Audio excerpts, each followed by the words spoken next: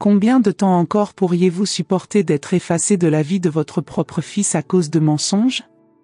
J'ai tenu 5 longues années, jusqu'à ce que je découvre le sombre secret que ma belle-fille cachait, et puis tout a changé. Je m'appelle Brigitte Roche, j'ai 61 ans et j'habite dans un petit appartement du 18e arrondissement de Paris. Un lieu modeste, aux murs recouverts de photographies en noir et blanc qui racontent l'histoire de ma vie. Mon mari, Henri, est décédé il y a 8 ans d'une crise cardiaque soudaine, ne me laissant que le souvenir de nos 35 années ensemble et de notre fils unique, Philippe. Philippe a toujours été ma fierté, ma raison de vivre.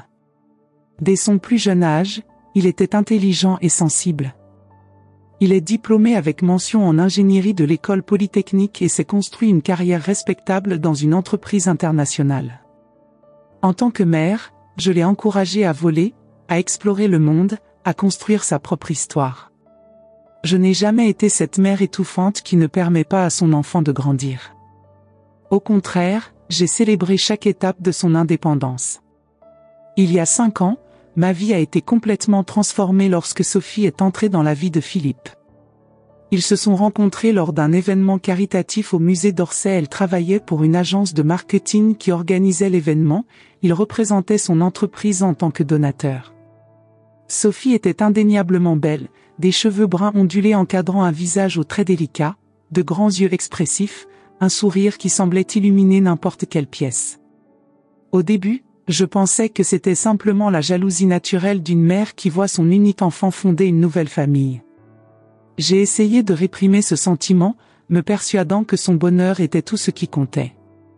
Je les ai invités à dîner dans mon appartement, préparant des plats français élaborés que Philippe aimait depuis qu'il était enfant. J'ai offert à Sophie des cadeaux de bienvenue, en essayant d'établir une relation cordiale. Mais dès le premier dîner, j'ai remarqué quelque chose d'étrange dans son comportement. Pendant que nous parlions de l'enfance de Philippe, Sophie vérifiait fréquemment son téléphone portable sous la table. Ses sourires semblaient répétés, ses questions sur ma vie semblaient mécaniques, comme s'il suivait un scénario, comment impressionner sa belle-mère, sans vraiment se soucier des réponses. Il y avait quelque chose dans ses yeux, quelque chose qui me disait que cette femme n'était pas celle qu'elle semblait être. Une froideur calculatrice alors qu'il pensait que personne ne le regardait. La façon dont son regard changeait lorsque Philippe quittait la pièce, comme s'il laissait momentanément tomber son masque. « Ta mère a l'air intense », ai-je entendu Sophie commenter Philippe dans la cuisine, alors qu'elle pensait que je ne les entendais pas. Est-ce qu'elle pose toujours autant de questions? Cela ressemble à un interrogatoire. Cela m'a profondément blessé. Mes questions n'étaient que de véritables tentatives pour mieux la connaître, pour comprendre qui était la femme qui avait conquis le cœur de mon fils. Les premiers signes indiquant que quelque chose n'allait pas étaient subtils. Un dîner de famille annulé à la dernière minute. Philippe est épuisé par le travail, nous avons besoin de temps pour nous, explique Sophie au téléphone, d'une voix étrangement enjouée pour quelqu'un qui s'inquiète soi-disant de l'épuisement de son mari. Mon appel téléphonique ignoré pendant des jours. Quand Philippe revint enfin, sa voix était lointaine, précipitée. Désolée maman, nous avons un emploi du temps chargé. Sophie organise un événement important, nous avons à peine le temps de souffler. Un anniversaire oublié. Pour la première fois depuis 37 ans, Philippe ne m'a pas appelé le jour où je l'ai mis au monde. Quand j'en ai parlé quelques semaines plus tard, il a semblé véritablement surpris. Sophie m'a dit qu'elle t'avait appelé. C'est étrange, ça devait être un problème avec son portable. Sophie avait toujours une excuse parfaitement conçue que Philippe acceptait sans poser de questions. Maman, tu sais à quoi ressemble la vie à Paris, toujours courir partout, dit-il avec ce sourire qui m'a brisé intérieurement. Un autre sourire, qui n'est plus celui de mon Philippe. C'était le sourire de quelqu'un qui avait été conditionné à répéter un récit qui n'était pas le sien. Mais je connaissais mon fils mieux que quiconque, ce n'était pas le Philippe que j'avais élevé. Le Philippe que j'ai connu appelait sa mère au moins une fois par semaine, arrivait à l'improviste avec un bouquet de fleurs au moment où je m'y attendais le moins, insistait pour que je participe à toutes les fêtes importantes de sa vie. Un après-midi, Alors que je prenais un café dans une petite boulangerie près de leur appartement, j'ai vu Sophie entrer dans un restaurant chic de l'autre côté de la rue. C'était mardi, heure de travail, et elle avait dit à Philippe qu'elle serait à un rendez-vous important avec des clients. Mais au lieu d'un groupe de cadres, je l'ai vue rencontrer un homme seul. Je ne pouvais pas voir clairement son visage, mais j'ai remarqué le costume élégant, la montre coûteuse, la façon confiante avec laquelle il tenait le bras de Sophie pendant qu'il la conduisait à l'intérieur. Il y avait une intimité dans ce contact qui me mettait mal à l'aise. À ce moment-là, un soupçon a commencé à grandir en moi. Mais je l'ai réprimé, me persuadant que je pouvais être un client, un collègue, tout sauf ce que mon instinct me criait. Au fil du temps, les excuses de Sophie sont devenues plus fréquentes et plus créatives. Elle avait convaincu mon fils que je devenais difficile avec l'âge, que j'étais contrôlante et curieuse.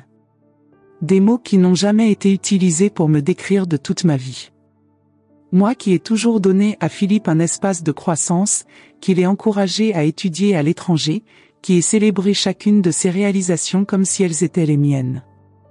Ta mère appelle encore, je l'ai entendu dire une fois lorsque j'ai appelé et elle a répondu par erreur, pensant que c'était quelqu'un d'autre. Le ton irrité de sa voix me faisait sentir comme un dérangement, un intrus dans la vie de mon propre fils. Lors d'un déjeuner dominical, l'un des rares moments où j'ai eu l'occasion d'être avec eux deux, Sophie a subtilement déformé chaque histoire que je racontais sur le passé de Philippe. « Ah, alors tu n'as pas laissé Philippe jouer avec les autres garçons ? Cela explique beaucoup de choses », a-t-elle commenté après avoir raconté comment j'avais protégé mon fils d'un groupe d'enfants qui le harcelaient à l'école. En fait, je l'ai juste tenu à l'écart des intimidateurs, mais selon la façon dont Sophie l'a dit, il semblait que j'avais empêché mon fils d'avoir une enfance normale. À chaque rencontre, j'avais l'impression de perdre Philippe un peu plus. Sophie avait créé un récit dans lequel j'étais le méchant, la mère contrôlante et manipulatrice, et elle était l'héroïne qui l'avait libérée de mon influence. Sur l'une des photos, il venait tout juste d'obtenir son diplôme et me serrait fort dans ses bras, nous pleurions tous les deux d'émotion. À la meilleure mère du monde, lit-on dans la dédicace manuscrite au dos. Tout ce que je suis, je te le dois. Comment en sommes-nous arrivés là ? Comment ce jeune homme reconnaissant et aimant était-il devenu quelqu'un qui reconnaissait à peine sa propre mère ? En me serrant la main, j'ai pris mon téléphone et composé le numéro de Michel Laurent, un vieil ami qui travaillait comme détective privé. Nous nous étions rencontrés il y a des décennies, alors qu'il enquêtait sur une affaire de fraude dans l'entreprise où je travaillais comme comptable. Nous sommes restés en contact au fil des années, notamment après le décès d'Henri, lorsque Michel m'a aidé avec des questions bureaucratiques d'assurance. Michel ? C'est Brigitte.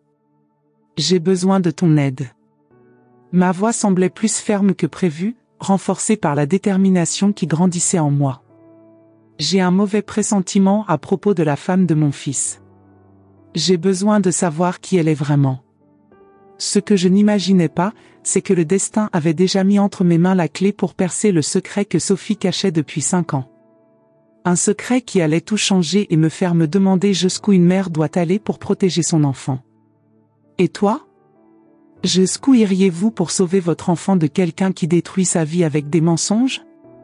Continuez à regarder pour découvrir comment j'ai découvert le sombre secret de Sophie et comment il a changé nos vies pour toujours. Ci-dessous, vous découvrirez le moment exact où j'ai commencé à assembler les pièces de ce sombre puzzle. Je n'ai jamais cru aux coïncidences. Pour moi, la vie est une suite de rencontres soigneusement orchestrées par le destin. Comme s'il existait une force invisible qui faisait bouger les pièces sur un plateau géant, réunissant les personnes qui ont besoin de se rencontrer, exactement au bon moment. Et c'est ce qui s'est passé ce jeudi de janvier, l'une des journées les plus froides que Paris ait connues depuis des décennies.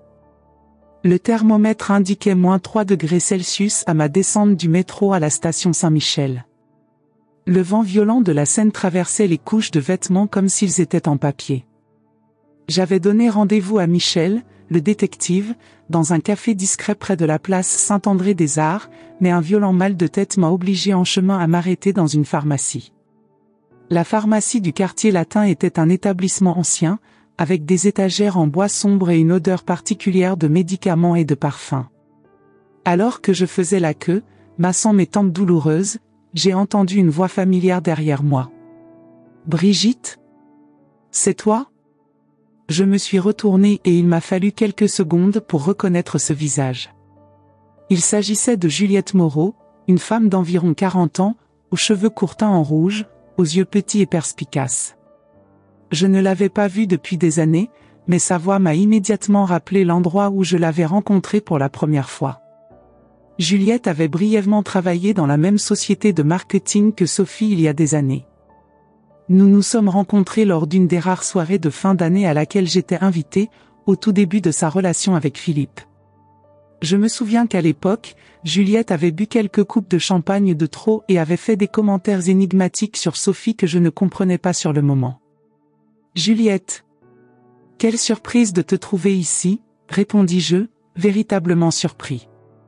Paris, malgré sa grandeur, se comporte parfois comme une petite ville, notamment à l'intérieur des limites de chaque arrondissement. « Tu es superbe. Comment ça va ?» a-t-elle demandé, avec cette animation typiquement française, en m'embrassant sur les 2 joues. « Et Philippe ? Toujours marié à Sophie ? » « Oui, ils sont ensemble. »« Et comment va Sophie ? Tu vois toujours cet homme du cabinet d'avocat ? » demanda-t-elle avec désinvolture, comme pour poser des questions sur la météo, en ajustant l'écharpe rouge autour de son cou. J'ai senti mon cœur s'arrêter. Le monde autour de moi semblait se figer, les voix dans la pharmacie s'éloignaient soudainement, comme si j'étais submergé dans l'eau. Quel homme! Le visage de Juliette pâlit lorsqu'elle réalisa qu'elle avait dit quelque chose qu'elle n'aurait pas dû. Sa main se porta à sa bouche, comme un enfant laissant échapper un secret. Oh, je pensais. Désolé, je dois vous confondre. Mais il était trop tard. La graine du doute avait été semée et elle fleurissait rapidement dans le sol fertile de mes soupçons. Juliette, s'il te plaît. Quel homme est-ce ? Elle regarda nerveusement autour d'elle, comme si elle avait peur d'être entendue. Brigitte, je ne veux pas avoir d'ennui. C'était juste un commentaire idiot. Mais ses yeux trahissaient sa tentative de reculer. Il y avait de la vérité là-dedans, et nous le savions tous les deux. S'il se passe quelque chose qui pourrait blesser mon fils, j'ai besoin de le savoir, insistai-je, serrant son bras plus fort que je ne l'avais prévu. Le pharmacien a appelé mon numéro. C'était à mon tour d'être servi, mais je l'ai complètement ignoré. Certaines choses sont plus importantes qu'un mal de tête. Juliette soupira profondément, la culpabilité évidente sur son visage. Écoute, ce n'est rien que j'ai vu personnellement. Ce sont juste des rumeurs venant du bureau, tu sais comment les gens disent. Juliette. Ma voix était ferme maintenant. S'il te plaît. Tout va bien. Elle baissa la voix. Sophie a quitté l'agence il y a quelques années, comme vous le savez peut-être. Mais avant cela, elle était assez proche d'un client. Un avocat, Antoine Lefebvre. Puissant, connecté, marié. Tout le monde le savait, mais personne ne parlait ouvertement. Et c'était depuis avant de rencontrer votre fils. En fait, hésita Juliette, comme si elle pesait les conséquences de ses prochains mots, c'est à cause de cette relation qu'elle a fini par quitter l'entreprise. Il y a eu un incident, quelque chose les impliquant tous les deux qui s'est retrouvé dans une situation compromettante dans le classeur. Son patron lui a donné la possibilité de démissionner ou d'être congédié. C'était comme si chaque mot de Juliette confirmait des soupçons que je ne soupçonnais même pas. Les pièces d'un puzzle commencent enfin à former une image cohérente. Mais c'était il y a des années, Brigitte. Je suis sûre que cela s'est terminé après qu'elle a rencontré ton fils. La tentative de Juliette pour améliorer la situation lui paraissait vide de sens, même à elle-même. Et ces réunions au cabinet d'avocats dont vous avez parlé ? Elle détourna le regard. Je n'aurais pas dû dire ça. C'est juste quelque chose que j'ai entendu récemment d'un ancien collègue qui travaille toujours à l'agence. Sophie est apparemment encore vue de temps en temps, même si elle travaille ailleurs maintenant. Je me souviens du jour où je suis allée à leur appartement à l'improviste. Mon fils me manquait et j'avais préparé une quiche lorraine, sa préférée depuis qu'il était enfant. Une légère pluie tombait sur Paris cet après-midi d'automne, trempant les feuilles dorées des trottoirs. En me promenant dans les rues étroites du 6e arrondissement, où se trouvait l'élégant appartement que Philippe avait acheté après sa promotion, je répétais mentalement ce que j'allais dire. Je ne voulais pas avoir l'air désespéré, juste une mère qui manquait à son fils. Quand j'ai sonné à la porte, j'ai entendu des voix élevées à l'intérieur. Je n'arrivais pas à comprendre les mots, mais le ton était celui de la discussion. Puis des pas précipités et quelques murmures. La porte s'entr'ouvrit et Sophie apparut avec ce faux sourire que je connaissais déjà si bien. Son rouge à lèvres était légèrement taché et elle ajustait nerveusement ses cheveux. « Brigitte, quelle surprise, malheureusement Philippe n'est pas là. » Mais j'avais entendu sa voix. J'en étais absolument sûre. À ce moment-là, quelque chose en moi s'est brisé. Le mensonge était si évident, si cruel. « S'il vous plaît, dites à mon fils que sa mère est venue le voir. » Je lui tendis la quiche encore chaude et me tournai pour partir, ravalant les larmes qui menaçaient de couler. Philippe a été très occupé ces derniers temps, Brigitte. Tu ferais peut-être mieux d'appeler avant de venir la prochaine fois.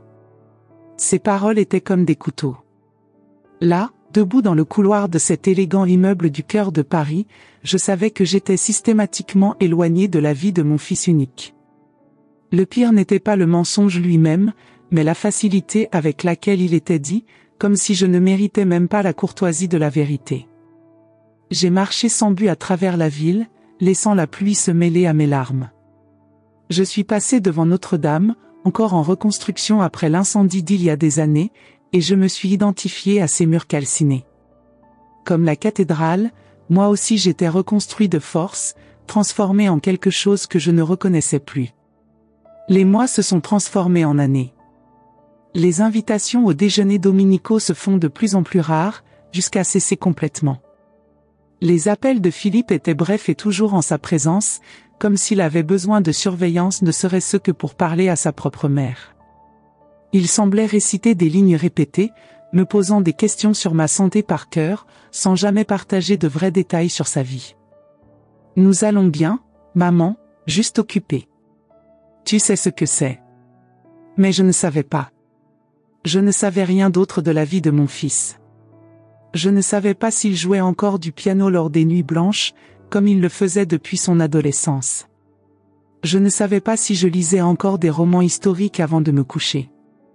Je ne savais pas si j'étais vraiment heureux, derrière cette façade de perfection que Sophie avait bâtie.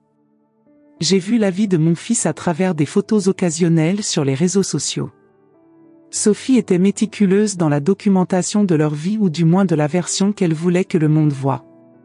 Des sourires dans des restaurants chers, des vacances dans des destinations exotiques, toujours avec la légende, construire des souvenirs avec ceux qui comptent vraiment. Et moi ? J'étais effacé de son histoire, comme si les 30 années que j'avais consacrées à élever cet homme merveilleux ne signifiaient rien. Comme si ce n'était pas moi qui avais tenu ta petite main le premier jour d'école, essuyé tes larmes après ton premier cœur brisé, t'avais ovationné debout à la remise des diplômes. J'ai tenté à plusieurs reprises de confronter directement Philippe.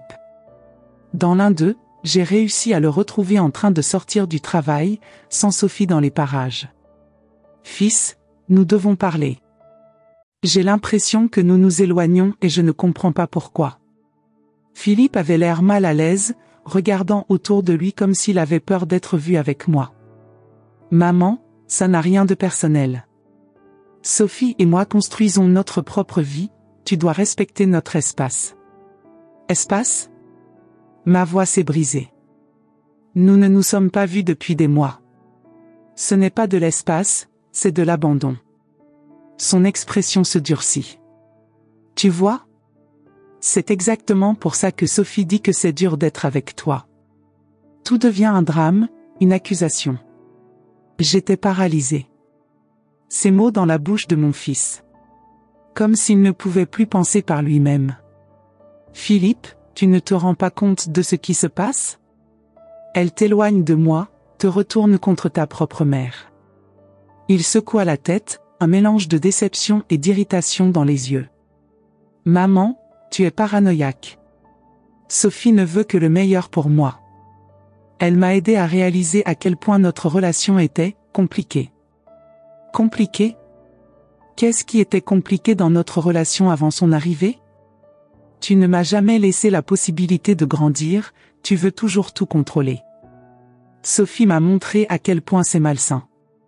C'était comme si je parlais à une personne étrange, quelqu'un qui avait été programmé pour répéter les mots de quelqu'un d'autre. Mon doux Philippe, toujours aussi perspicace et indépendant, semblait désormais incapable de voir la manipulation évidente dont il était victime.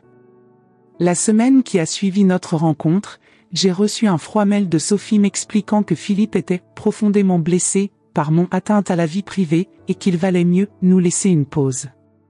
Comme si approcher mon propre fils dans la rue était une sorte de crime. C'est par un après-midi pluvieux d'automne, assis seul au café les deux magots, regardant les couples se tenir la main et les familles réunies, que j'ai pris une décision, je n'accepterai plus cette situation. J'en avais marre de pleurer en silence, d'être spectatrice de la vie de mon fils, d'être dépeinte comme le méchant d'une histoire qui n'était même pas vraie. Le café traditionnel, fréquenté autrefois par des intellectuels comme Sartre et Simone de Beauvoir, semblait le cadre idéal pour un moment d'épiphanie.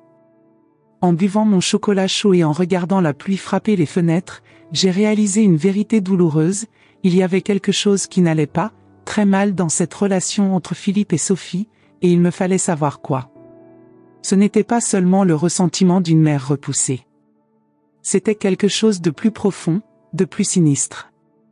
La façon dont Sophie contrôlait les récits, la façon dont elle déformait la réalité, la façon dont elle isolait Philippe des gens qu'il aimait, tout indiquait un schéma manipulateur qui allait au-delà de la simple aversion pour une belle-mère. Le soir même, j'ai fouillé de vieux cartons de photographie, à la recherche de souvenirs tangibles de ma vie avec Philippe avant Sophie. J'ai trouvé des images de lui enfant, adolescent, jeune adulte, toujours avec ce sourire sincère que je vois rarement maintenant. Le pharmacien a appelé mon numéro pour la 3e fois, cette fois avec une irritation évidente. Juliette a profité de l'occasion. Je dois y aller, Brigitte. S'il te plaît, ne parle de cette conversation à personne. Je ne connais pas vraiment les détails, je ne fais que répéter des potins de bureau. Elle s'éloigna rapidement, jetant son sac sur son épaule. J'espère que tout se passe bien avec ta famille. Je l'ai regardé quitter la pharmacie, un mélange de gratitude et de ressentiment bouillonnant en moi. J'ai acheté mon analgésique mécaniquement, les pensées à des kilomètres. Au moment où je suis arrivé au café pour rencontrer Michel, mon mal de tête s'était transformé en quelque chose de bien pire, une douloureuse certitude que mon fils était trahi par la femme en qui il avait confiance.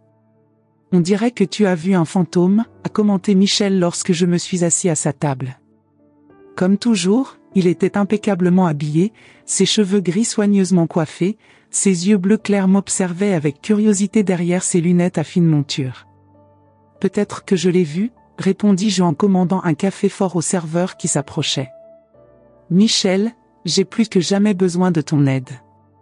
Durant l'heure suivante, je lui ai tout raconté, les soupçons que j'avais déjà sur Sophie, le comportement manipulateur, l'isolement systématique de Philippe, et maintenant, la révélation explosive de Juliette.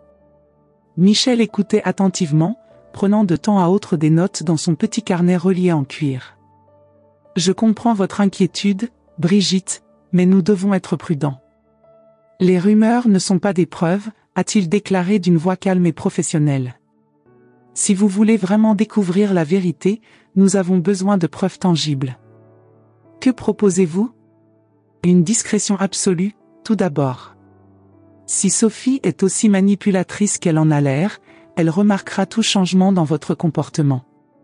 Il but une gorgée de son expresso avant de continuer. Je dois enquêter sur ce type Antoine Lefebvre, confirmer où il travaille, sa routine. Vérifier s'il y a vraiment des contacts entre eux actuellement. Et combien tout cela coûte-t-il? Ai-je demandé, inquiet de mes économies limitées. Michel sourit doucement. Disons que c'est une faveur pour un vieil ami. Henri aurait fait la même chose pour moi. Les jours suivants, une énergie renouvelée s'est emparée de moi. Moi qui avais toujours respecté l'intimité des autres, je me retrouvais désormais à suivre Sophie dans les rues de Paris. J'ai commencé à fréquenter les cafés près de son bureau, à observer ses allées et venues, à noter son emploi du temps et son comportement. La nouvelle agence où travaillait Sophie était située dans un immeuble moderne du 9e arrondissement, non loin de l'Opéra Garnier. Je me positionnais stratégiquement dans le café de l'autre côté de la rue, faisant semblant de lire un livre ou de travailler sur mon ordinateur portable. En fait, il étudiait chacun de ses mouvements. La routine de Sophie semblait tout à fait normale à première vue. J'arrivais vers 8h30, je sortais généralement déjeuner avec des collègues à midi, je revenais vers 14h et je quittais le bureau entre 18h et 19h. Rien de suspect. C'est un mardi, après presque 2 semaines d'observation, que la tendance s'est rompue. J'ai vu Sophie quitter l'immeuble à 15h45, vérifiant nerveusement sa montre alors qu'elle se précipitait dans la rue de Rivoli. Son comportement était complètement différent, ses pas étaient plus rapides, son regard vérifiait constamment si elle était suivie, sa façon d'ajuster ses cheveux à plusieurs reprises, un geste que j'ai reconnu comme nerveux. Je la suivis à distance, remerciant mentalement Michel pour les conseils pour ne pas se faire remarquer. Sophie a pris le métro à la station Pyramide, a changé de ligne à Châtelet, pour finalement descendre à la station Saint-Paul, au cœur du Marais, un quartier chic à l'abri des regards indiscrets. Elle a parcouru des ruelles étroites, devant des boutiques chères et des galeries d'art, avant d'entrer dans un hôtel-boutique discret appelé le Pavillon des Lettres. Ce n'était pas un hôtel au luxe ostentatoire, mais il avait ce charme parisien qui attirait une clientèle choisie et attachée à la discrétion. Je me suis installé dans un petit café avec des tables sur le trottoir de l'autre côté de la rue, commandant un grog, une boisson chaude au rhum parfaite pour le froid glacial, et j'ai continué ma veillée. 15 minutes plus tard, un homme de grande taille en costume sombre et par-dessus gris descendait d'un taxi devant l'hôtel. Même de loin, j'ai remarqué l'allure élégante, la démarche assurée de quelqu'un habitué à être respecté. Et je n'ai pas non plus pu m'empêcher de remarquer l'alliance sur sa main gauche lorsqu'il a vérifié son téléphone portable avant d'entrer. J'ai senti mon cœur se serrer. Cela pourrait bien sûr être une réunion de travail. Mais à 16h, dans un hôtel au lieu du bureau? Vous quittez le travail plus tôt et regardez autour de vous nerveusement? Mon instinct me disait que quelque chose n'allait pas. Je suis resté au café encore 2 heures, luttant contre le froid et contre ma conscience qui me disait que j'envahissais l'intimité des adultes. Mais l'image de Philippe, mon fils, faisant aveuglément confiance à cette femme, l'emportait sur toute culpabilité que j'aurais pu ressentir. À 18h20, l'homme a quitté l'hôtel, est monté dans un taxi et est reparti. 10 minutes plus tard, ce fut au tour de Sophie de partir. Ses cheveux, auparavant parfaitement coiffés, étaient légèrement ébouriffés. Le rouge à lèvres avait besoin d'être retouché. Mais le plus révélateur était son visage, il y avait un rougissement, une expression de satisfaction qu'aucune réunion d'affaires ne pouvait justifier. Au cours des semaines suivantes, la situation s'est répétée. Toujours les mardis et jeudis, toujours à la même heure, toujours dans le même hôtel. Il était méthodique, calculé. Les réunions ont duré exactement 2 heures. À une de ces occasions, j'ai réussi à prendre une photo discrète de l'homme entrant dans l'hôtel. C'était très vague, mais suffisant pour confirmer qu'il s'agissait toujours de la même personne. Grand, cheveux gris aux tempes, posture impeccable. Pendant ce temps, Michel faisait sa part. Il découvre qu'Antoine Lefebvre est en fait un avocat de renom, associé dans un cabinet spécialisé dans les fusions et acquisitions internationales près de la Tour Eiffel.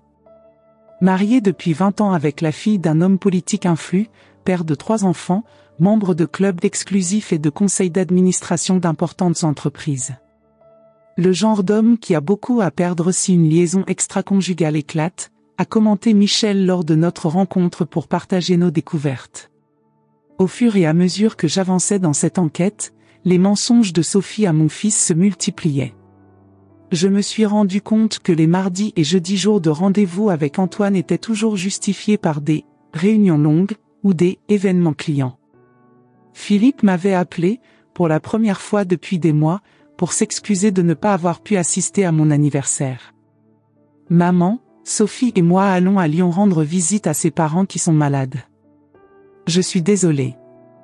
Cette nuit-là, je me suis endormie en pleurant. Pas à cause de son absence le jour de mon anniversaire, mais à cause de la facilité avec laquelle mon fils croyait à ses mensonges. Je savais que les parents de Sophie habitaient Bordeaux, pas Lyon, et d'après ce que j'avais découvert lors de mon enquête, elle n'avait pas prévu de quitter Paris ce week-end, au contraire, elle avait rendez-vous avec Antoine le jeudi, veille de mon anniversaire. Le sentiment d'impuissance m'étouffait. Que faire de toutes ces informations? Affronter Sophie directement? Le dire à Philippe? Et s'il ne me croyait pas? Sophie avait travaillé minutieusement pour me discréditer à ses yeux pendant des années. Ma parole contre la sienne serait facilement rejetée comme preuve supplémentaire de mon comportement problématique. C'est le jour de mon anniversaire, seul à la maison avec un petit gâteau que je m'étais acheté, que j'ai décidé de creuser plus profondément. Il lui fallait une preuve irréfutable, quelque chose que même Sophie ne pouvait nier ou déformer. Il nous en faut plus, Michel, lui ai-je dit au téléphone ce soir-là. Quelque chose qui prouve définitivement le cas. Brigitte, ça va déjà trop loin, répondit-il, l'inquiétude évidente dans la voix. C'est une chose d'observer à distance, c'en est une autre de rechercher des preuves intimes d'une affaire. Cela peut avoir des conséquences juridiques, vous comprenez? Je ne demande rien d'illégal, Michel. Juste la vérité. Après de longues discussions, Michel accepte de participer à une énième enquête délicate, découvrir qui était exactement Antoine Lefebvre et quelle était sa véritable relation avec Sophie.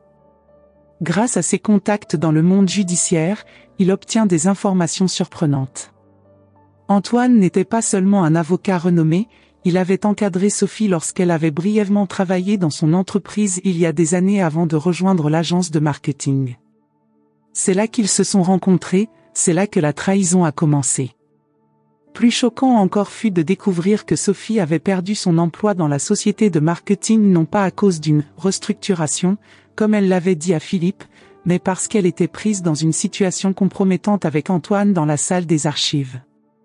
La direction, pour éviter les scandales, lui a donné la possibilité de démissionner discrètement. Et ce n'était pas tout, selon les sources de Michel, l'affaire n'était jamais terminée. Même après avoir rencontré Philippe, même après le mariage, Sophie a maintenu sa relation avec Antoine. 5 ans de rencontres clandestines, 5 ans de mensonges. En avez-vous des preuves? J'ai demandé à Michel lors de notre rencontre dans un petit bistrot du quai de la Tournelle, face à Notre-Dame. J'ai des déclarations de ses anciens collègues, des dates précises de réunion, des relevés de réservation d'hôtel à son nom. Michel poussa un mince dossier vers moi. Et ça?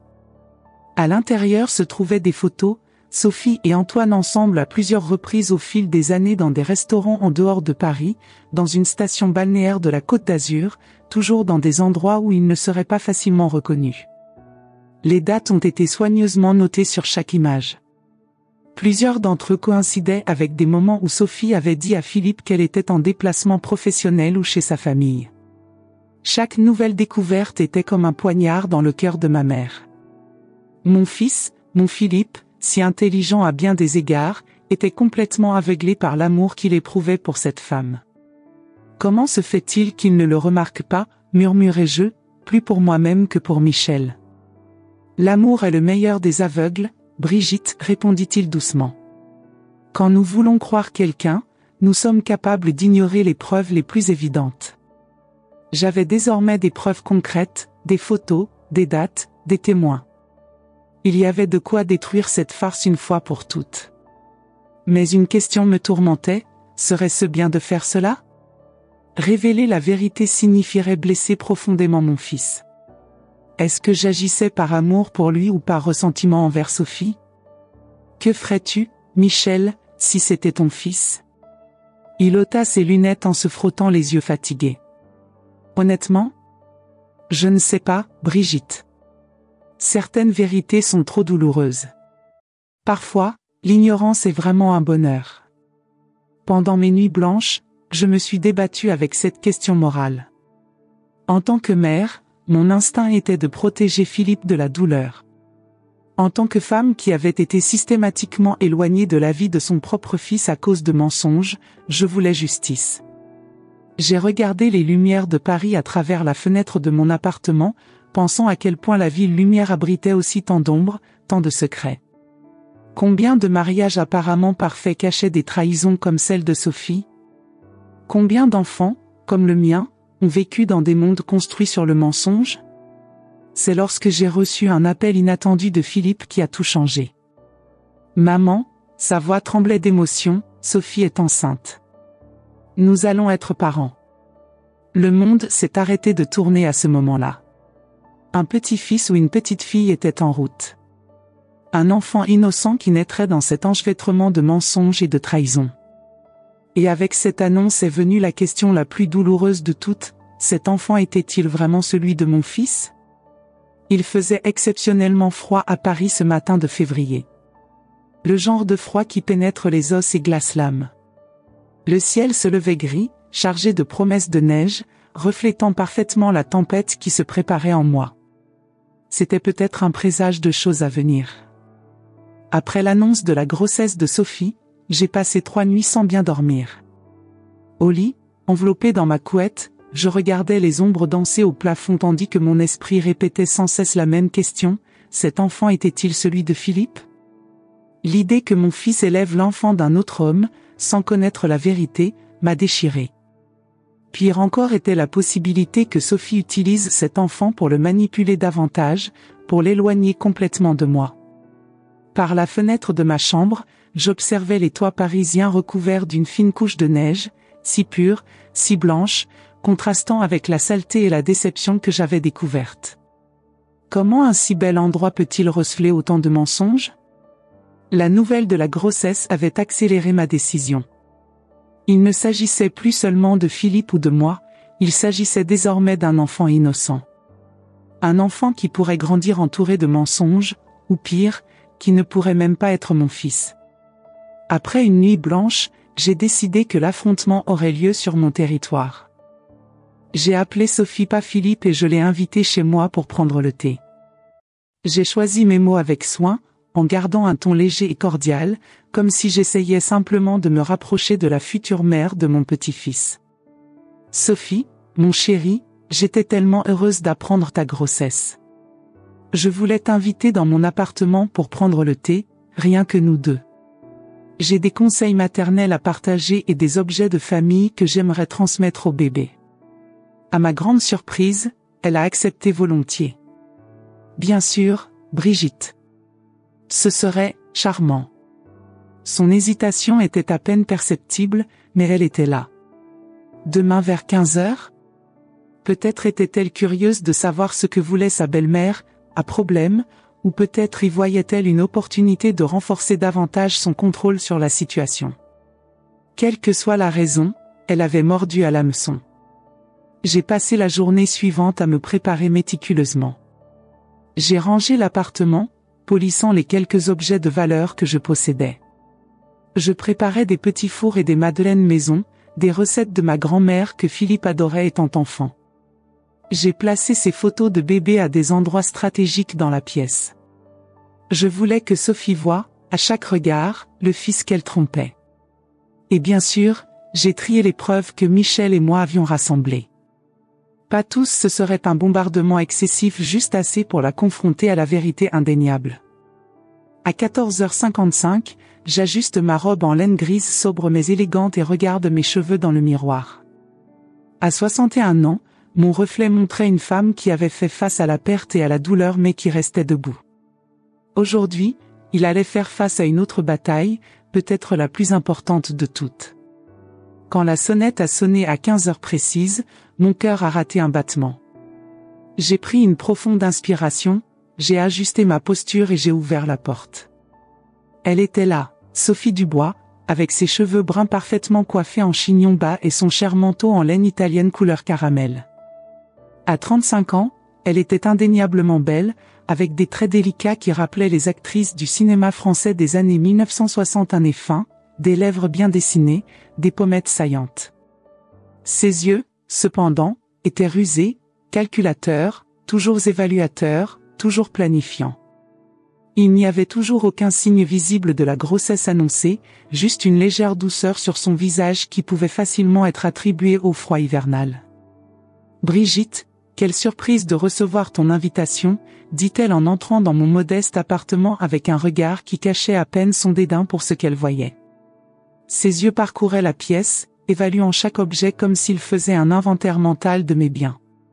Philippe était tellement content quand je le lui ai dit. Il a dit que c'était un bon signe que nous nous rapprochions. Cette évocation de Philippe, la manière dont elle se plaçait comme intermédiaire entre la mère et le fils, comme si son approbation était nécessaire à notre relation, a déclenché en moi une étincelle de colère. Mais j'ai gardé mon sang-froid. Le jeu ne faisait que commencer. J'en suis sûre, répondis-je, gardant mon sourire habitué. Du thé ? J'ai fait des madeleines aussi. Elle accepta gracieusement, enlevant son manteau coûteux et s'asseyant sur le canapé avec une élégance étudiée. Je l'ai regardé poser ses mains sur son ventre dans un geste protecteur qui semblait plus une mise en scène qu'un instinct. Nous avons bavardé pendant que je versais du thé à la camomille dans des tasses en porcelaine ayant appartenu à ma mère. Sophie a parlé de la rénovation qu'ils envisageaient pour la chambre de bébé, des noms qu'ils envisageaient, de la possibilité d'embaucher une doula pour l'accouchement. Nous pensons à Louis pour un garçon, en l'honneur du grand-père de Philippe, dit-elle en portant doucement la tasse à ses lèvres. Ou peut-être Charlotte pour la fille. La facilité avec laquelle il mentait était presque admirable. Comment pourrais-je parler d'honorer mon défunt mari tout en trompant son fils ? L'hypocrisie était nauséabonde. Bon choix, répondis-je en posant ma tasse sur la table basse. Il était temps de commencer. Sophie, l'interrompis-je finalement, tu te souviens de la première fois que nous nous sommes rencontrés ? Elle parut légèrement surprise par le changement de sujet. Un petit froncement de sourcils fut rapidement remplacé par un sourire contrôlé. Bien sûr, lors du dîner d'anniversaire de Philippe, il y a 5 ans. Vous avez fait un délicieux bœuf bourguignon. Exactement. 5 ans. Je pris une gorgée de thé, laissant le silence grandir entre nous. Il y avait un certain art dans la construction de ces moments de tension, quelque chose que j'ai appris après des décennies passées à traiter avec des clients difficiles au cours de ma carrière de comptable. En même temps que votre liaison avec Antoine Lefebvre. La tasse dans ses mains trembla légèrement, renversant quelques gouttes sur la soucoupe. Ce n'était qu'un moment de faiblesse, vite maîtrisé. Mais je l'ai vu, ce moment fugace de véritable choc, cette fissure dans la façade parfaite. Je ne sais pas de quoi tu parles, Brigitte. Sa voix était ferme, mais ses yeux la trahissaient. Le vert vif de ses iris semblait maintenant plus intense, alerte comme celui d'un animal acculé. S'il vous plaît, Sophie. Cela fait des semaines que je suis vos rendez-vous à l'hôtel du Marais. Le pavillon des lettres. Les mardis et jeudis, toujours de 16h à 18h. Toujours la même salle, selon le réceptionniste, un jeune homme très bavard. Cette dernière partie était du bluff, aucune réceptionniste n'avait jamais partagé une telle information, mais le rougissement qui lui monta au visage confirma qu'elle avait bien compris. C'est absurde. Est-ce que vous m'espionnez ?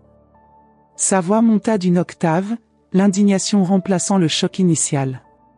C'est ce genre de comportement dont Philippe a parlé. Cette obsession. Obsession ? J'ai gardé ma voix calme et contrôlée.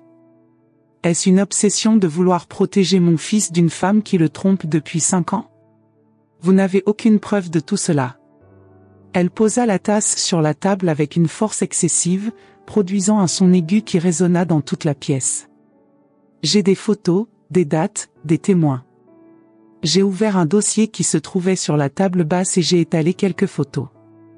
Ils n'étaient pas explicites, je n'irai pas jusque-là, mais ils étaient sans équivoque. Sophie et Antoine entrant dans l'hôtel à des jours différents, le baiser furtif au coin de la rue des Archives, les mains jointes dans un café éloigné de Montmartre, tous deux dînant dans un restaurant de la banlieue parisienne. Son visage a perdu toute couleur. Pendant un moment, j'ai cru que j'allais m'évanouir là, dans mon salon. Mais Sophie était plus forte qu'elle ne le paraissait. Plus calculateur aussi. Elle se ressaisit rapidement, ajustant sa posture comme si elle enfilait une armure invisible. Alors c'est ce que tu fais de ton temps, Brigitte? Suivre les gens, prendre des photos, engager des détectives? Sa voix était pleine de dédain. Pas étonnant que Philippe ait voulu de la distance. Tentative classique de détournement de l'attention, en attaquant le messager au lieu de traiter le message. Je m'y attendais. Ne parlons pas de moi, Sophie. Parlons de la façon dont tu as rencontré Antoine lorsque tu travaillais dans son cabinet d'avocat. Comment tu as été virée de l'agence de marketing pour avoir été surprise avec lui dans la salle des dossiers? Comment tu as entretenu cette liaison même après avoir rencontré Philippe, même après l'avoir épousé? Chaque mot était comme un coup physique. J'ai vu sa poitrine se soulever et s'abaisser rapidement, sa respiration s'accélérer, ses mains former des points sur ses genoux. Et qu'as-tu l'intention de faire avec ça? Le montrer à Philippe? Détruire ton mariage? Est-ce que c'est ce que ferait une mère aimante? Sa voix était désormais venimeuse, les mots choisis précisément pour toucher mes points faibles. Sa tentative de me manipuler n'a fait que confirmer à quel point elle connaissait mes faiblesses. Mon amour pour Philippe a toujours été ma plus grande force et ma plus grande vulnérabilité. Sophie le savait et n'a pas hésité à s'en servir contre moi. Ce que j'ai l'intention de faire, répondis-je calmement en remettant les photos dans le dossier, dépend entièrement de toi, Sophie. Elle plissa les yeux, méfiante. Continuez. Je me suis levée et me suis dirigée vers la fenêtre pour observer brièvement la neige qui commençait à tomber dehors. Les flocons blancs dansaient dans l'air froid, si pur contrastant avec la saleté morale de la pièce. J'ai certaines conditions, dis-je finalement en me tournant vers elle. D'abord, vous arrêterez de m'éloigner de Philippe. Plus de mensonges à mon sujet, plus de manipulations pour éviter nos visites. Je veux pouvoir voir mon fils régulièrement, sans votre ingérence. Sophie croisa les bras sur la défensive. Et quoi d'autre? Deuxièmement, quand le bébé naît, je veux faire partie de sa vie. Des visites régulières, une participation aux moments importants. Cela ressemble à du chantage, Brigitte. Mais il y avait maintenant un ton différent dans sa voix calculateur, pesant ses options. Le chantage consisterait à exiger de l'argent ou des faveurs personnelles. Je demande simplement ce qui devrait déjà être mon droit, une relation normale avec mon fils et mon futur petit-fils. J'ai fait une pause, sachant que la prochaine exigence serait la plus difficile. Et bien sûr, vous mettrez immédiatement fin à la relation avec Antoine. Un rire amer s'échappa de ses lèvres. Crois-tu vraiment que tu peux dicter la façon dont je vis ma vie? Je ne dicte rien. Je vous propose le choix, soit vous rompez avec Antoine et me permettez de faire partie de la vie de ma famille, soit Philippe saura exactement quel genre de femme il a choisi pour materner ses enfants. Et si je refuse? Le défi dans sa voix était palpable. Un écart momentané dans votre façade d'innocence. Alors Philippe saura tout. Pas seulement sur Antoine, mais aussi sur la façon dont tu as perdu ton emploi à l'agence de marketing, sur les mensonges que tu as racontés sur tes parents, surtout. J'ai vu les émotions traverser son visage comme des nuages dans un ciel orageux. Colère, peur, calcul, détermination. Sophie pesait ses options, évaluait les risques, en stratège qu'elle avait toujours été. Elle se releva brusquement, laissant tomber la tasse qui se brisa sur le sol. Le bruit de la porcelaine brisée résonnait dans le silence tendu de la pièce. De petits fragments blancs éparpillés sur le tapis persan, le liquide ambré tachant les fibres anciennes, une métaphore parfaite de ce que cette femme avait fait à ma famille. Ses yeux n'exprimaient plus la peur, mais une fureur contenue qui transformait le vert clair en quelque chose de plus sombre, de plus dangereux. Tu n'as aucune idée à qui tu as affaire, Brigitte. Sa voix était basse, presque un murmure, mais pleine de menaces. Tu crois vraiment que Philippe te croirait plutôt que moi? Je suis tout pour lui maintenant. Je suis la mère de son fils. Elle posa la main sur son ventre dans un geste théâtral. Tu n'es qu'une vieille femme amère et solitaire, essayant désespérément de s'accrocher à une relation qui n'existe plus. Ces paroles étaient des flèches précises, visant directement mes insécurités les plus profondes. Compte tenu de sa jeunesse et de sa beauté, de son pouvoir sur mon fils, qui étais-je?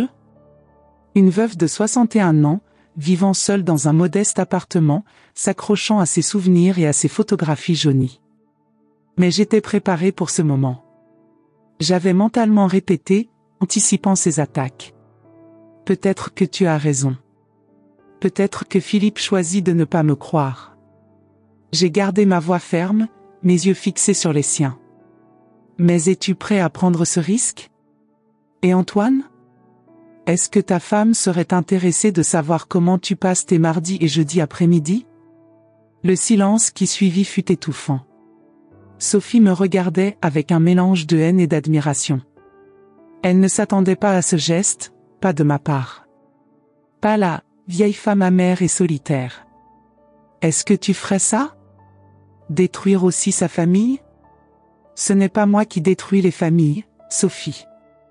Mais oui, je ferai tout ce qui est nécessaire pour protéger mon fils et mon petit-fils. Elle inspira profondément, ajustant sa posture comme si elle mettait un masque de dignité offensée. Qu'est-ce que tu veux vraiment, Brigitte? Je vous l'ai dit. Je veux que mon fils revienne. Je veux rencontrer mon petit-fils ou ma petite-fille. Je veux que les mensonges s'arrêtent. Sophie se dirigea vers le porte-manteau à côté de la porte, ramassa son manteau coûteux et l'enfila avec des mouvements délibérément lents. Chaque geste était calculé pour démontrer un contrôle, pour ne pas me donner la satisfaction de l'avoir secoué. Combien de temps dois-je considérer vos demandes? 3 jours. Vendredi, soit vous m'appelez pour me confirmer que vous avez accepté mes conditions, soit samedi Philippe recevra toutes les preuves.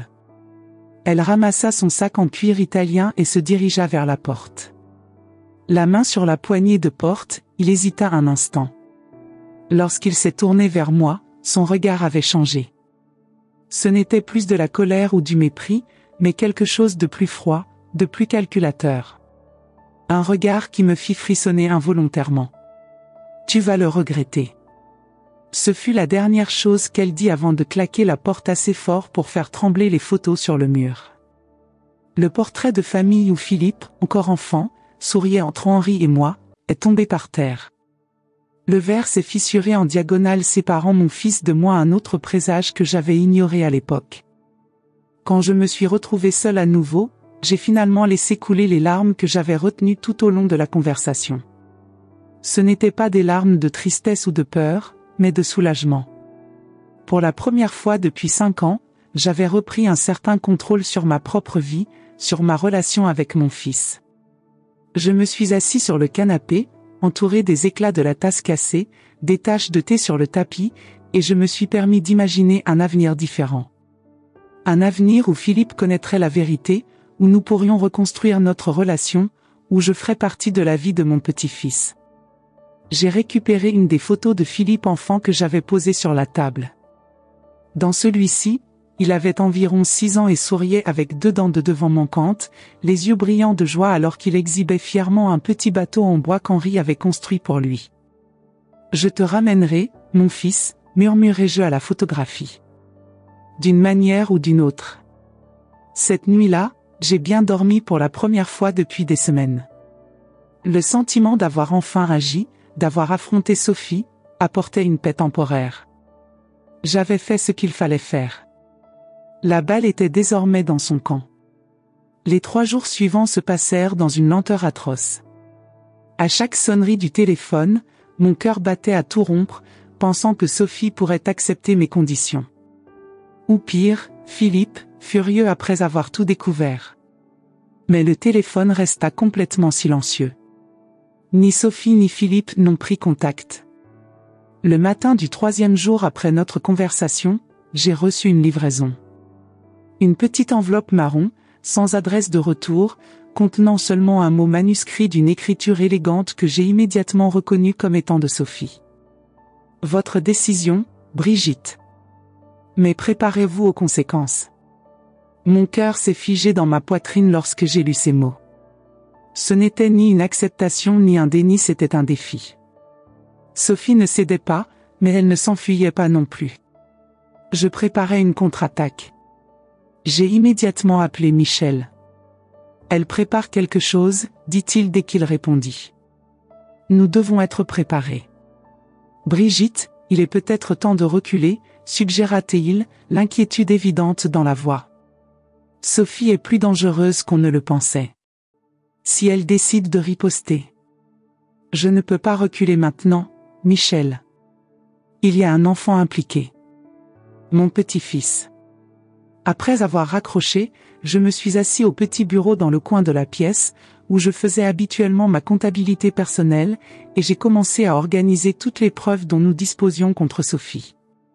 Photos, témoignages, rendez-vous, le tout soigneusement organisé dans un dossier qui serait remis à Philippe si Sophie ne tenait pas ses promesses. Au fur et à mesure que je travaillais, un sentiment d'agitation grandissait en moi. Quelque chose dans le message de Sophie, dans la confiance qui sous-tendait ses paroles, me dérangeait profondément. Quelle contre-attaque pourrait-elle planifier? Que pourrait-elle bien utiliser contre moi? Ma vie était un livre ouvert. Elle avait été une épouse fidèle, une mère dévouée, une professionnelle honnête. Il n'y avait pas de squelette dans mon placard, pas de sombre secret qui pourrait être utilisé pour me faire chanter. Où y en avait-il? Un vieux souvenir presque oublié est apparu au fond de mon esprit. Une erreur de jeunesse, un moment de faiblesse il y a plus de 3 décennies. Non, murmurai-je à l'appartement vide. Elle ne pouvait pas être au courant. Personne ne le sait. Le soleil commençait à se coucher sur Paris lorsque j'ai fini d'organiser le dossier. Les lumières dorées du crépuscule peignaient les toits d'ardoise d'une lueur presque magique, transformant la ville en un tableau impressionniste. J'ai mis le dossier dans un tiroir verrouillé et me suis préparé à passer une nuit paisible. Demain serait la date limite. Il faudrait que Sophie décide. Ce que je ne savais pas à ce moment-là, c'est que Sophie avait un dernier tour dans son sac, quelque chose que même mes enquêtes n'avaient pas révélé. Quelque chose qui allait encore tout changer. Lorsque le téléphone a sonné à 21h37, j'ai répondu sans hésiter, espérant enfin entendre la voix de Sophie. Au lieu de cela, c'est la voix de Philippe qui résonnait à l'autre bout du fil, froide et distante comme je ne l'avais jamais entendue auparavant. Il faut qu'on parle, maman. Je serai là demain à 19h. Avant que je puisse répondre, l'appel s'est terminé, me laissant un sentiment terrible. D'une manière ou d'une autre, je savais que Sophie l'avait fait bouger. Et d'après la voix de Philippe, ce n'était pas ce à quoi je m'attendais. 3 jours se sont écoulés sans nouvelles de Sophie après notre confrontation. Le silence était assourdissant, remplissant chaque recoin de mon petit appartement comme une présence physique presque palpable. J'ai oscillé entre des moments de triomphe, croyant avoir enfin révélé la vérité, et des moments de profond regret, craignant d'avoir perdu mon fils pour toujours. L'appel de Philippe la veille avait été bref, son ton glacial et distant. Il faut qu'on parle, maman. Je serai là demain à 19h. Aucune explication, aucun préambule. Juste ces mots qui m'ont tenu éveillé toute la nuit, imaginant 1000 scénarios différents, dont aucun n'était optimiste. La journée s'éternisait avec une lenteur angoissante. J'essayais de me distraire avec les tâches ménagères, je faisais la vaisselle, nettoyais les placards, rangeais les tiroirs qui n'avaient pas été ouverts depuis des années. J'ai retrouvé des cartes d'anniversaire que Philippe avait confectionnées étant enfant, des mots d'amour d'Henri, des fragments d'une vie qui semblait désormais appartenir à quelqu'un d'autre. À 18h, je me suis arrêté devant le miroir de ma chambre. Le reflet montrait une femme vieillie par le temps et l'inquiétude. Des cernes profonds encadraient mes yeux fatigués, mes cheveux gris avaient cruellement besoin d'être coupés, ma posture était légèrement déformée par les années et le poids des soucis récents. « Que as-tu fait, Brigitte ?» J'ai demandé à mon reflet. Est-ce que ça valait le coup? Il n'y eut évidemment aucune réponse. La vérité est que je ne le savais plus. La frontière entre protéger mon fils et satisfaire mon propre ressentiment contre Sophie était devenue si mince, presque invisible. À 18h45, je mets de l'eau à bouillir. Philippe appréciait toujours un bon thé, surtout les jours froids comme celui-là. C'était peut-être un geste inutile, mais c'était ce que je pouvais offrir, un peu de réconfort au milieu de la tempête que j'avais créée.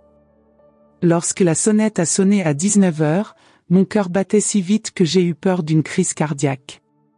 J'ai pris une profonde inspiration, j'ai ajusté mon pull gris et j'ai ouvert la porte. Quand j'ai ouvert la porte, j'ai trouvé Philippe debout dans le couloir. Ses yeux étaient rouges et gonflés, son visage marqué par la fatigue de quelqu'un qui n'avait pas dormi depuis des jours. Il a toujours été l'image de son père, les mêmes yeux d'un bleu profond, le même menton fort, la même façon de froncer légèrement les sourcils lorsqu'il est inquiet. Mais à ce moment-là, il semblait avoir vieilli de 10 ans depuis la dernière fois que je l'avais vu. La barbe mal rasée, les cheveux ébouriffés, les vêtements froissés comme s'ils avaient été portés pendant des jours. Mon cœur se serra quand je le vis comme ça. Mon bébé, mon enfant, mon unique enfant, qui souffre tellement. Et qui était à blâmer? De Sophie, avec ses mensonges et ses trahisons? Ou le mien, pour avoir exposé la vérité d'une manière aussi brutale? Puis-je entrer, maman? Sa voix était basse, presque un murmure, remplie d'un épuisement qui dépassait le physique. J'ai juste hoché la tête, faisant un pas de côté. Philippe entra et s'assit sur le canapé du salon, le même où se trouvait Sophie quelques jours auparavant. Pendant quelques instants, nous restâmes silencieux, l'air lourd entre nous comme avant une tempête. Sophie m'a tout dit, dit-il enfin, les yeux fixés sur un point lointain au-delà de la fenêtre, comme s'il ne pouvait pas croiser mon regard. À propos d'Antoine, des mensonges, de ta conversation. J'ai ressenti un soulagement momentané. Elle avait donc avoué. Il avait choisi la vérité plutôt que de continuer la mascarade. Après tout, il y avait peut-être un espoir pour Philippe, un nouveau départ sans le poids des mensonges. Mais le visage de Philippe n'exprimait aucune gratitude pour avoir été sauvé d'un mariage fondé sur des mensonges. Il y avait juste de la douleur, une douleur profonde et crue qui m'a fait comprendre que les choses n'étaient pas si simples. Pourquoi n'es-tu pas venue me parler d'abord, maman? Pourquoi la poursuivre, enquêter sur elle comme si c'était une criminelle?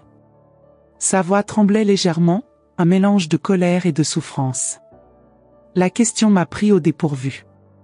Dans tous les scénarios que j'ai imaginés, je n'ai jamais pensé que Philippe puisse me reprocher d'exposer la vérité. J'ai essayé, Philippe. Pendant 5 ans, j'ai essayé de me rapprocher, j'ai essayé de parler.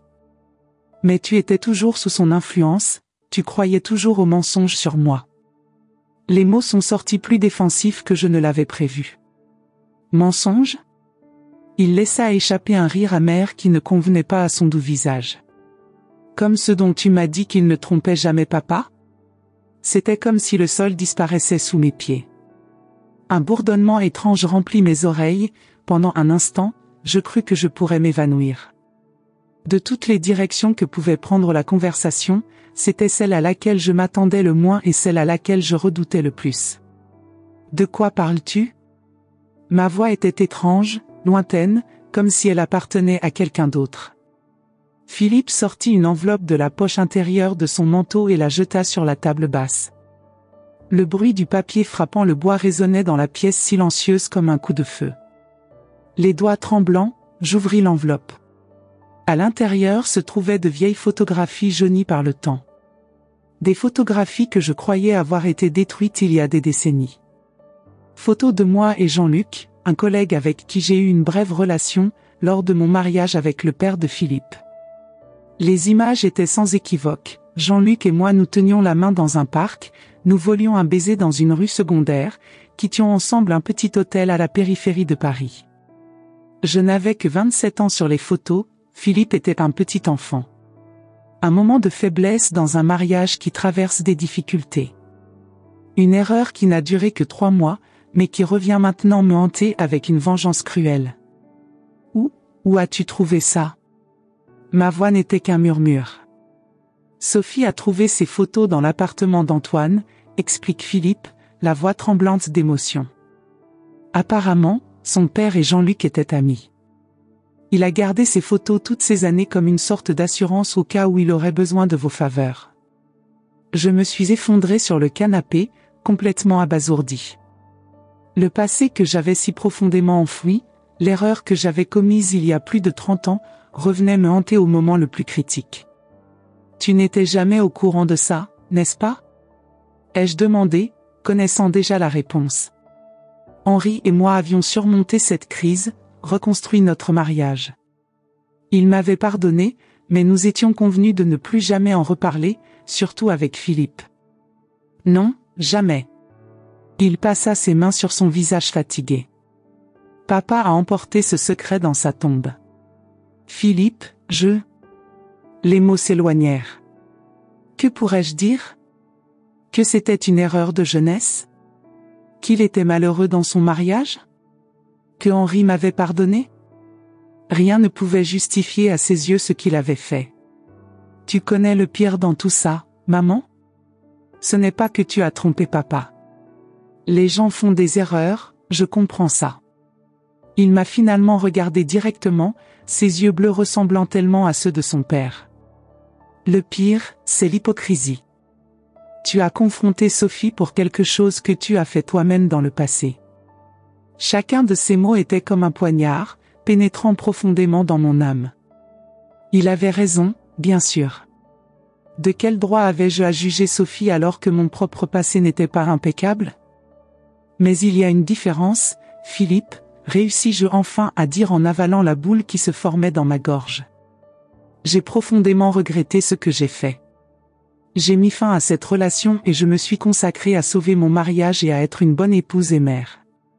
Je n'ai plus jamais trahi la confiance de ton père. Et comment sais-tu que Sophie ne ferait pas la même chose? Qu'elle n'était pas sur le point de rompre avec Antoine quand tu l'as confrontée? Ses yeux cherchaient des réponses que je n'avais pas.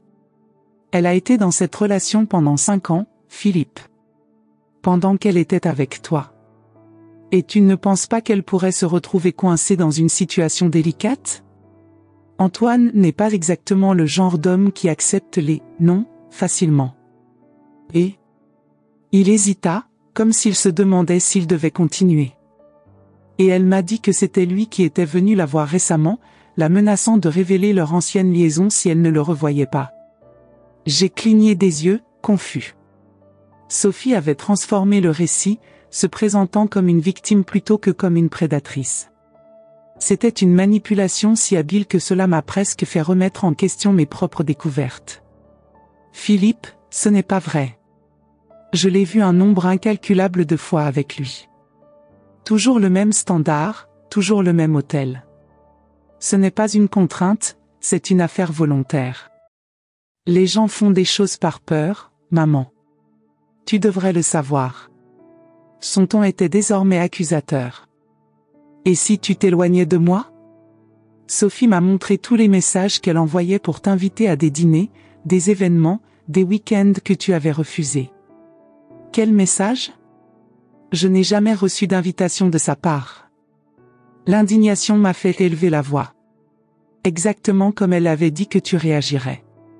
Philippe secoua la tête, la frustration évidente. Tout nier, lui reprocher tout.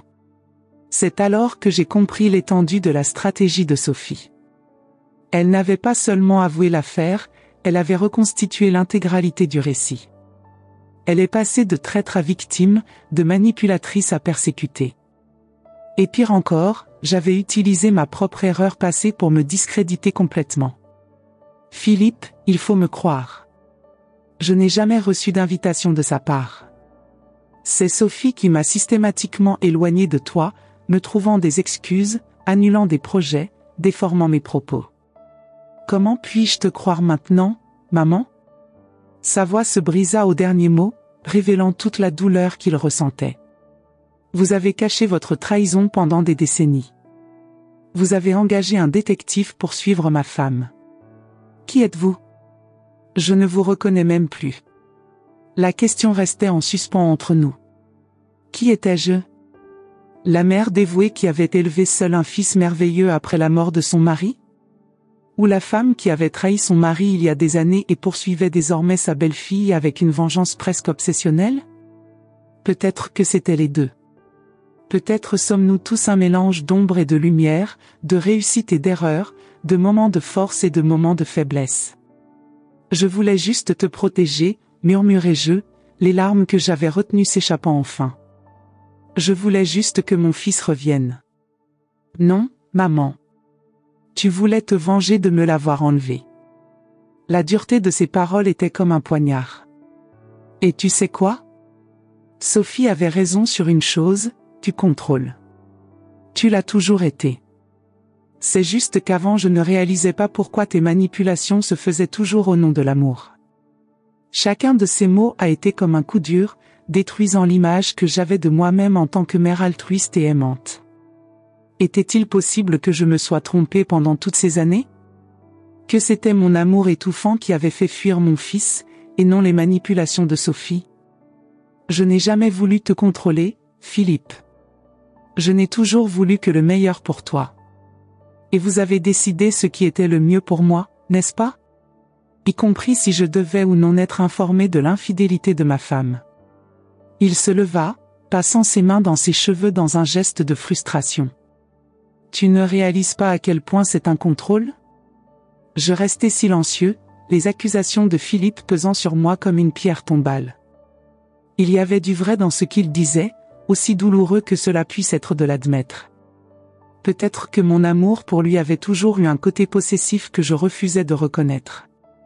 Que se passe-t-il maintenant? Ai-je finalement demandé, redoutant la réponse. Philippe se releva, paraissant soudain beaucoup plus âgé que ses 37 ans. Le poids des révélations avait laissé des marques visibles sur lui dans les épaules voûtées, dans les rides autour de ses yeux, dans la bouche contractée dans une expression de quelqu'un qui avait perdu quelque chose de précieux. Sophie et moi avons décidé de nous accorder une pause. Elle va chez sa sœur à Toulouse, je vis chez une amie. Il faut que nous réfléchissions toutes les deux à ce que nous voulons pour l'avenir. Surtout maintenant, avec le bébé qui arrive. Et Antoine? C'est fini. Du moins c'est ce qu'elle m'a dit, et j'ai choisi de la croire. La fermeté de sa voix m'a surpris. Elle a fait des erreurs graves. Mais j'ai aussi fait les miennes. Et toi, maman? Il hésita, comme s'il cherchait les mots justes. Tu as commis le tien aussi. Je ne pouvais pas être en désaccord. Nous étions tous ternis maintenant, tous exposés à nos défauts et à nos faiblesses. Quant à nous, maman, nous avons aussi besoin de temps. Du temps pour guérir, du temps pour pardonner, si cela est possible. Je comprends. Et il a vraiment compris. Certaines blessures sont trop profondes pour guérir rapidement. Il se dirigea vers la porte, mais s'arrêta avant de partir, la main sur la poignée. L'espace d'un instant, j'ai revu le garçon qu'il avait été vulnérable, cherchant à se rassurer, cherchant sur le visage de sa mère l'assurance que tout irait bien. Je t'aime, maman. Malgré tout, n'en doute jamais. Lorsque la porte s'est refermée derrière lui, j'ai senti le poids de 61 années de vie tomber sur mes épaules. Les vérités que j'avais si désespérément recherchées avaient été révélées, mais le prix à payer était trop élevé. 6 mois se sont écoulés depuis cette nuit. Paris connaît son printemps et entre dans l'été, les fleurs du jardin du Luxembourg s'épanouissent et les quais de Seine se remplissent de couples amoureux et de touristes enchantés. Les premiers mois ont été les plus difficiles. Le silence de Philippe était assourdissant et mon appartement semblait plus grand et plus vide que jamais.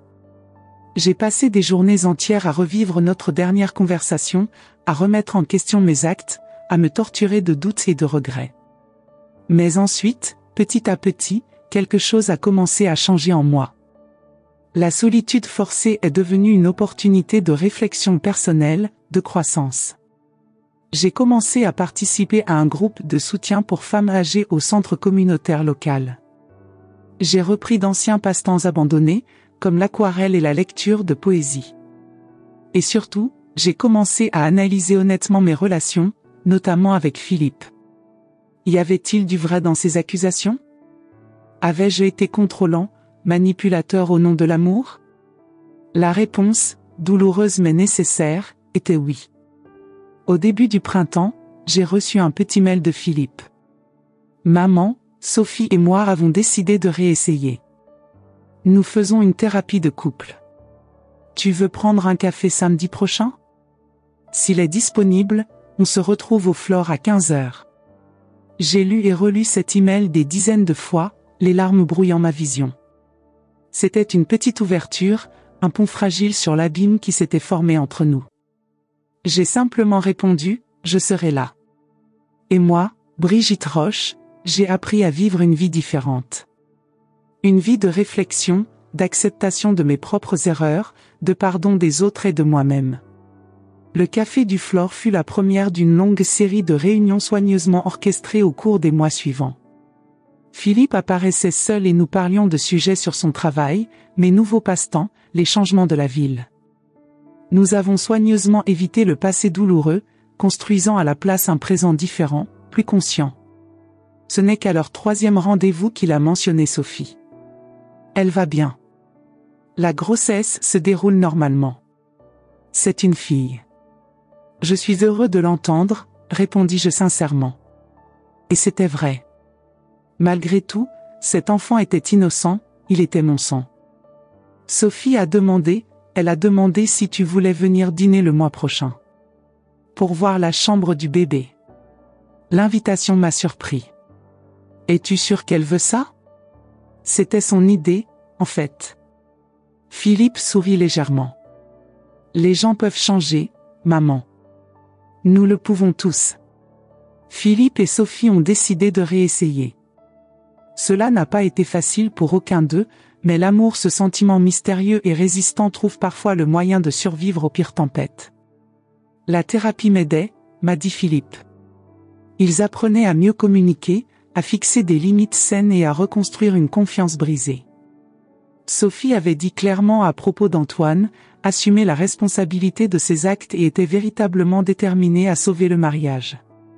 Quant à Sophie et moi, nous avons établi une trêve fragile. Leur premier dîner chez eux fut une danse prudente de plaisanteries forcées et de sourires tendus. Mais il y a aussi eu des moments d'authenticité quand on discutait des prénoms du bébé, quand Sophie me montrait l'échographie, quand on partageait des recettes familiales qu'on aimerait que le petit essaie un jour. Nous ne sommes pas amis, nous ne le serons probablement jamais, mais nous avons appris à respecter les limites de chacun, unis par l'amour que nous ressentons pour Philippe. Je sais que je ne remplacerai jamais la mère que tu as perdue, dit-il à Sophie dans un rare moment seul, pendant que Philippe allait chercher le dessert dans la cuisine. Je n'en ai même pas envie. Mais peut-être que nous pourrions construire quelque chose de différent. Pour son bien et celui de l'enfant. Elle hocha la tête, une main posée sur son ventre déjà proéminent. Je pense que nous devrions essayer, Brigitte. Pour eux. C'était un petit moment de vérité entre deux femmes qui s'étaient fait du mal mais qui cherchaient maintenant une meilleure solution. Et puis est arrivée Élise, ma petite fille, née par un matin ensoleillé de juillet. Lorsque Philippe m'a mis ce petit paquet dans les bras à l'hôpital, j'ai eu l'impression que toutes les pièces du puzzle se mettaient enfin en place. Elle était parfaite de petites touffes de cheveux noirs, des yeux bleus comme ceux de son père et de son grand-père, de petites mains qui s'accrochaient fermement à mon doigt. « Veux-tu la tenir, grand-mère » demanda Philippe en utilisant pour la première fois ce titre que je craignais de ne jamais entendre. Peu importe qui avait le sang qui coulait dans les veines de cet enfant. Elle faisait partie de la famille et c'était tout ce qui comptait. Dans les mois qui ont suivi, nous avons établi une nouvelle routine. Je leur rendais visite le dimanche, séjournant parfois chez Élise pendant que Philippe et Sophie sortaient dîner à deux, ce que leur thérapeute avait recommandé pour maintenir le lien du couple. Aujourd'hui, assise au jardin des Tuileries à regarder Élise faire ses premiers pas incertains sur l'herbe, avec Philippe et Sophie attentifs à chaque mouvement, je comprends que la vérité, aussi douloureuse soit-elle, trouve toujours son chemin vers la lumière. Et parfois justement, cela nous libère vraiment. Pas de la manière que nous espérons ou désirons, mais de la manière dont nous avons besoin. Élise s'approche maintenant de moi, ses petits bras tendus, son sourire édenté illuminant son petit visage. « Grand-mère. Grand-mère. » Son premier mot était « Papa », le second était mon titre, quelque chose qui m'émeut encore à chaque fois que je l'entends. Philippe la suit de près, toujours protecteur, pendant que Sophie photographie l'instant. Nos regards se croisent brièvement et il y a une entente silencieuse entre nous. Nous faisons tous les deux des erreurs, nous mentons tous les deux, nous aimons tous les deux le même homme de manière différente mais tout aussi intense. Je prends ma petite fille et la serre dans mes bras, sentant son petit cœur battre contre le mien. Je t'aime, ma petite, je lui murmure à l'oreille. Brigitte, Sophie s'approche, assise à côté de moi sur le banc du parc. Elle a l'air nerveuse, ajustant à plusieurs reprises la sangle de son sac. Il y a quelque chose que j'aimerais te demander. Essayez ? Nous envisageons de faire un petit voyage en Normandie le mois prochain. Juste un week-end. Et nous nous demandions si tu aimerais rester avec Élise. Elle hésite, comme si elle n'était pas encore tout à fait à l'aise avec cette idée. Philippe pense que ce serait bien pour vous deux. Et pour nous aussi. La confiance implicite dans cette demande me touche profondément. Me confier votre fille, même le temps d'un week-end, est une étape importante. J'adorerais, je réponds simplement, et le sourire soulagé de Sophie me dit que j'ai pris la bonne décision. Et dans ce moment parfait, avec ma petite fille dans mes bras, mon fils et ma belle-fille à mes côtés, je pense à la façon dont les secrets que nous avons gardés pendant des années peuvent nous détruire, mais peuvent aussi, dans des circonstances extraordinaires, nous reconstruire d'une manière que nous n'aurions jamais imaginé possible. Je regarde le ciel de Paris, d'un bleu parfait en cet après-midi d'été, et je remercie en silence. Pour Élise, pour Philippe, voire pour Sophie. Pour une seconde chance et un nouveau départ. Pour des vérités douloureuses qui mènent finalement à la guérison. C'est mon histoire. Une histoire de mensonges et de vérité, d'erreurs et de rédemption, de pertes et de rencontres. Une histoire qui a commencé par un mensonge raconté par ma belle-fille, mais qui se termine par une vérité bien plus profonde sur moi-même. Car au final, ce ne sont pas les mensonges des autres qui nous emprisonnent, mais ceux que l'on se raconte. Le mensonge selon lequel notre amour possessif est une protection. Le mensonge selon lequel nos erreurs sont moins graves que celles des autres. Le mensonge selon lequel nous pouvons contrôler le destin de ceux que nous aimons. La vraie leçon que j'ai apprise au cours de ce voyage n'était pas celle de la trahison ou de la vengeance, mais celle du lâcher-prise. Laisser mon fils construire sa propre vie, faire ses propres erreurs, trouver son propre bonheur même si cela impliquait d'inclure des personnes que je n'approuvais pas au départ. Et peut-être, juste peut-être, c'est la forme d'amour la plus pure qui soit. Maintenant que j'ai partagé mon histoire avec vous, j'aimerais savoir, vous êtes-vous déjà senti invisible dans la vie de vos enfants ? Avez-vous eu l'impression que quelqu'un vous repoussait délibérément ? Je sais que beaucoup d'entre nous qui ont franchi le cap des 60 ans sont confrontés silencieusement à ces douleurs. Nous nous sentons mis à l'écart, comme si notre sagesse et notre amour n'avaient plus de valeur. Comme si nous n'étions qu'un fardeau. Faites-moi savoir dans les commentaires, avez-vous déjà vécu quelque chose de similaire ? Avez-vous déjà eu le cœur brisé en voyant votre enfant se faire manipuler ? Ou peut-être avez-vous trouvé un moyen de reconstruire les ponts brisés, comme je l'ai finalement fait ? Votre expérience peut être le phare qui guidera un autre cœur maternel ou paternel qui souffre en ce moment, en silence, en pensant qu'il est seul dans cette douleur. Et s'il vous plaît, si cette histoire vous a touché, abonnez-vous à la chaîne. Chaque abonnement me donne la force de continuer à partager des histoires vraies que beaucoup d'entre nous vivent, mais dont peu ont le courage d'en parler. Des histoires de douleur, oui, mais aussi de dépassement et d'amour qui transcendent même nos plus grands chagrins. Appuyez sur ce bouton d'abonnement dès maintenant. Faites-le pour moi, faites-le pour vous, faites-le pour nous tous qui croyons qu'il n'est jamais trop tard pour reconstruire ce qui a été brisé. Jusqu'à notre prochaine histoire, et rappelez-vous, la vérité ne nous libère pas toujours comme nous l'espérons, mais elle nous amène toujours là où nous devons être. Avec affection, Brigitte.